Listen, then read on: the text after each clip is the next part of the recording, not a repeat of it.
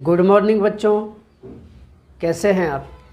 आज हम पढ़ेंगे यूनिट संख्या 1 ठोस अवस्था, इस चैप्टर का पार्ट 7 सातवीं वीडियो है बच्चों इस चैप्टर की, जिसमें आज हम पढ़ेंगे फलक केंद्रित इकाई कोष की परमाणु त्रिज्या। पिछली वीडियो में हमने आपको सरल घनीय इकाई कोष और काय केंद्रित इकाई कोष की परमाणु त्रिज्या और उसकी भुजा में संबंध बताया था। तो आज पढ़ते हैं फलक केंद्रित इकाई कोष की परमाणु त्रिज्या FCC की एटॉमिक रेडियस, और इसके अलावा संकुलन दक्षता के बारे में भी पढ़ेंगे। वीडियो शुरू करने से पहले बच्चों, यदि अभी तक चैनल को सब्सक्राइब नहीं किया है तो सब्सक्राइब करें और बेल आइकन दबा लें।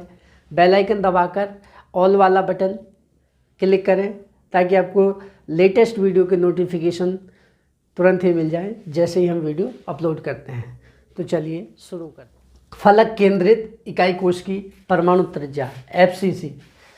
फलक केंद्रित इकाई कोष में घन के 8 कोनों पर एक एक परमाणु पाया जाता है। इसके अतिरिक्त घन के प्रत्येक फलक के केंद्र में भी एक एक परमाणु पाया जाता है तथा फलक केंद्रित परमाणु फलक के विकर्ण केंद्रित परमाणुओं को स्पर्श करता है। एक बार फिर से सुनिए, फलक केंद्रित परमाणु फलक के विकर्ण केंद्रित परमाणुओं को स्पर्श करता है, जैसा कि चित्र में दिखाया गया है। यदि परमाणु की त्रिज्या r हो तथा घन की भुजा या घन की कोर a हो, तब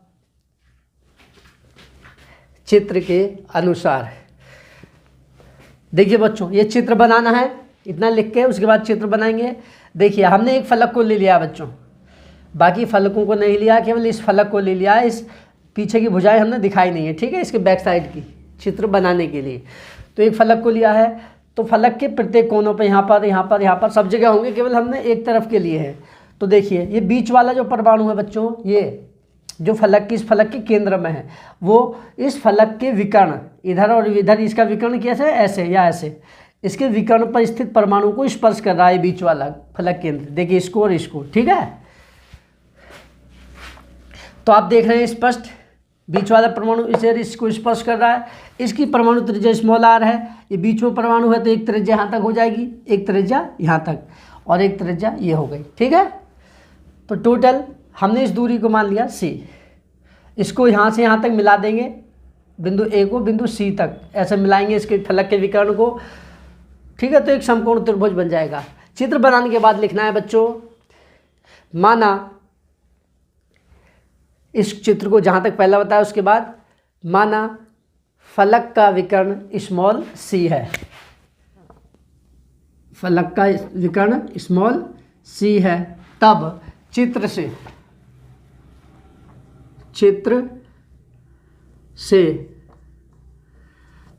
क्या है बच्चों, c बराबर क्या हो जाएगा, c बराबर c बराबर, देखिए एक r परमाणु की त्रिज्या और ये एक r यहाँ तक, क्योंकि पूरा परमाणु बना, और एक r, ये एक r 2r 3r और एक 4r। c बराबर कितने के हो गए बच्चों, 4r के। इक्वेशन मान लेंगे इसे फर्स्ट। अब समकोण त्रिभुज ABC में, समकोण त्रिभुज ABC में पाइथागोरस प्रमेय से, पाइथागोरस प्रमेय से समकोण त्रिभुज ABC में पाइथागोरस प्रमेय से विकर्ण है बच्चों AC। तो ये हो जाएगा AC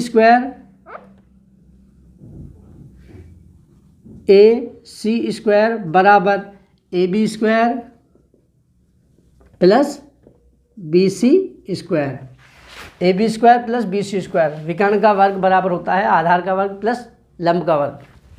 तो मान रख दे रहे हैं बच्चों, AC का मान माना है हमने स्मॉल c स्क्वायर बराबर AB। देखिए बच्चों, यहाँ से यहाँ तक की भुजा A है, ये घन की भुजा है, घन की भुजा की लंबाई मानी हमने a। इसी प्रकार BC भी घन की भुजा है, घन की सभी भुजाएं समान होती हैं, तो ये भी A है। तो यहाँ पर लिख देंगे A square plus A square, या C स्क्वायर बराबर हो जाएगी बच्चों 2a स्क्वायर, एक ए स्क्वायर प्लस एक स्क्वायर 2a स्क्वायर, परंतु यहाँ लिख देंगे समीकरण 1 से c का मान रखने पर, c का यहाँ से मान रखने पर तो क्या हो जाएगा बच्चों, c की जगह रख देंगे 4r का होल वर्ग बराबर 2a स्क्वायर, 4 चौक 16, इसका पूरे का वर्ग लेंगे, 4 चौक 16, r स्क्वायर बराबर 2a स्क्वायर।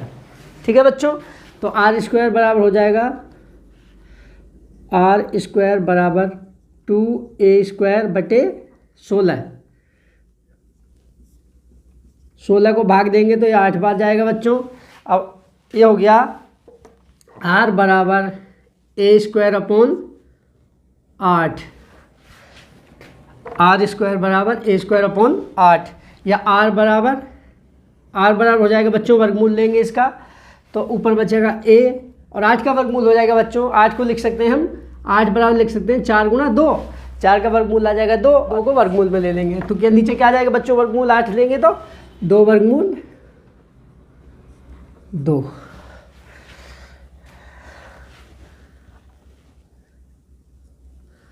ये हो गया बच्चों आपका फलक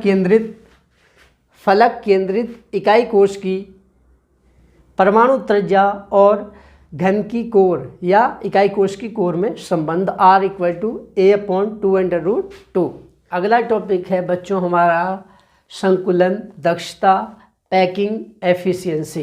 किसी इकाई कोश का जितने प्रतिशत आयतन उसके परमाणुओं द्वारा ग्रहण किया जाता है उसकी संकुलन दक्षता कहलाती है। ठीक है बच्चों, अगला टॉपिक है बच्चों हमारा संकुलन दक्षता, पैकिंग एफिशिएंसी। इसको पढ़ने से पहले बच्चों हम आपको बताना चाहते हैं, किसी भी क्रिस्टल में, चाहे उसमें कोई भी क्रिस्टल जालक हो, चाहे सरल घनीय हो, चाहे काय केंद्रित हो, चाहे फलक केंद्रित क्रिस्टल जालक हो, इकाई कोश हो, उसमें उस घन का पूरा स्थान परमाणुओं द्वारा ग्रहण नहीं किया जाता है, पूरा स्थान नहीं घेरा जाता है, बल्कि उन परमाणुओं के बीच कुछ स्थान खाली रह जाता है। जैसे सपोज कीजिए बच्चों, देखिए यहाँ पर, इधर देखिए यहाँ पे एक परमाणु ये है, मान लीजिए सटा के भी न बनाएंगे, इन परमाणु को बिल्कुल एक दूसरे से सटा के भी रखेंगे तो उनके बीचों कुछ स्थान खाली रह जाएगा, देखिए ये वाला। ठीक है, तो किसी भी प्रकार की क्लोज पैकिंग में जब क्रिस्टल बनता है तो उसमें परमाणुओं के जुड़ते समय परमाणु के बीच कुछ स्थान रिक्त रह जाता है, रिक्ति या वॉइड के रूप में, वॉइड्स के रूप में, जिसके कारण उसका पूरा भाग परमाणुओं द्वारा नहीं घेरा जाता है, कुछ भाग खाली होता है। ठीक है बच्चों, तो ये समझ लिया। तो उसके बाद अब देखते हैं हम संकुलन दक्षता, इंग्लिश में कहते हैं इसे पैकिंग एफिशिएंसी। किसी इकाई कोश का वह प्रतिशत भाग या आयतन जो उसके घटक कणों या परमाणुओं द्वारा ग्रहण किया जाता है, यानी कि घेरा जाता है, संकुलन दक्षता कहलाता है। अब देखते हैं बच्चों इसमें अब सरल घनीय इकाई कोश की संकुलन दक्षता, packing efficiency of a simple cubic unit cell. बच्चों सरल घनीय इकाई कोश में हम जानते हैं कि घन के केवल 8 कोनों पर परमाणु पाए जाते हैं तथा प्रत्येक कोने का परमाणु पड़ोसी कोने के परमाणु को स्पर्श करता है, इस तरह से। ठीक है, यदि गोले की त्रिज्या या परमाणु की त्रिज्या स्मॉल r हो तथा घन या इकाई कोश की कोर या भुजा स्मॉल a हो, तब देखिए इस तरह से होगी बच्चों, ये टच करेंगे आपस में सरल घनीय इकाई कोश में, ये आपने पढ़ा था पीछे। तब क्या होगा, इकाई कोश का आयतन, यदि घन की भुजा स्मॉल a है और परमाणु की त्रिज्या स्मॉल r है, तब इकाई कोश का आयतन, चूंकि घन है, घन की भुजा a है, तो घन का आयतन v बराबर हो गया a³, भुजा का घन, इक्वेशन फर्स्ट। परमाणु या गोले, गोला बच्चों इसलिए लिखा है क्योंकि खाली उसमें परमाणु भी हो सकता है, आयन भी हो सकता है और अणु भी हो सकता है, लेकिन वो सभी क्या होते हैं, गोलाकार होते हैं, गोले के जैसे, मान लिया कि गोले के जैसे हैं वो। परमाणु या गोले का आयतन, उसकी त्रिज्या r है तो ये हो जाएगा बराबर 4/3, गोले का आयतन होता है बच्चों 4/3 पाई r घन।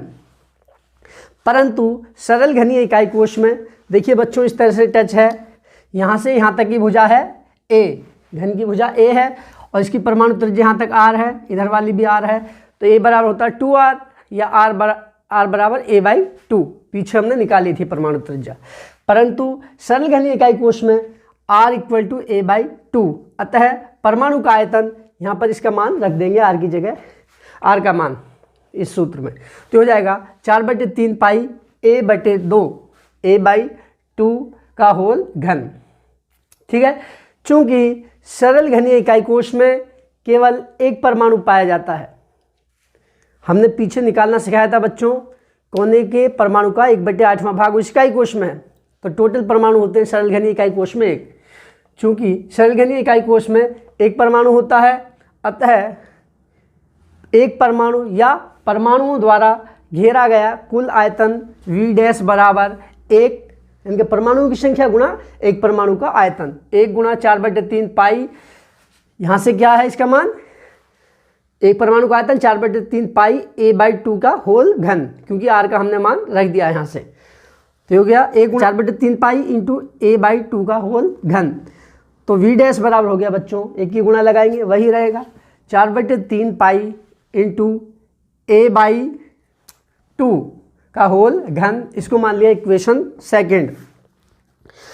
अब संकुलन दक्षता बराबर परमाणुओं द्वारा घेरा गया कुल आयतन बटे इकाई कोश का आयतन गुणा 100, ये सूत्र होता है संकुलन दक्षता का। तो ये लिख देंगे बराबर V' परमाणुओं द्वारा घेरा गया आयतन है V' और इकाई कोश का आयतन है V, बराबर V'/V गुणा 100। समीकरण 1 व 2 से, समीकरण 1 व 2 से V और V' का मान रख देंगे, तो क्या हो जाएगा समीकरण 1 व 2 से संकुलन दक्षता बराबर, चित्र नहीं बनाना है बच्चों इसमें, केवल ये समझाने के लिए बताया था। संकुलन दक्षता बराबर 4/3 पाई a/2 का होल घन बटे a घन गुणा 100, क्योंकि V' का मान इतना है बच्चों 4/3 पाई a/2 का होल घन, V का मान कितना है a³ बटे a³ गुणा 100। इसको घन को खोल लेंगे, 4/3 पाई a³ बटे 2 का घन हो जाएगा बच्चों, 2 दूनी 4 दूनी 8 बटे a³ गुणा 100। a³ से a³ कट जाएगा बच्चों और 4 से इस 8 को काट लेंगे, 4 दूनी 8, और भी काटना चाहें तो और भी कट जाएगा, ये ऊपर बचेगा खाली पाई बटे 6 गुणा 100। पाई का मान रख देंगे बच्चों, पाई का मान कितना होता है 22/7 या 3.1414, 3.14 बटे 6 गुणा 100, ये हो जाएगा बच्चों ऊपर 314 बटे 6, निकल के आ जाएगी टोटल, भाग देंगे तो आ जाएगा या 52.4% लगभग।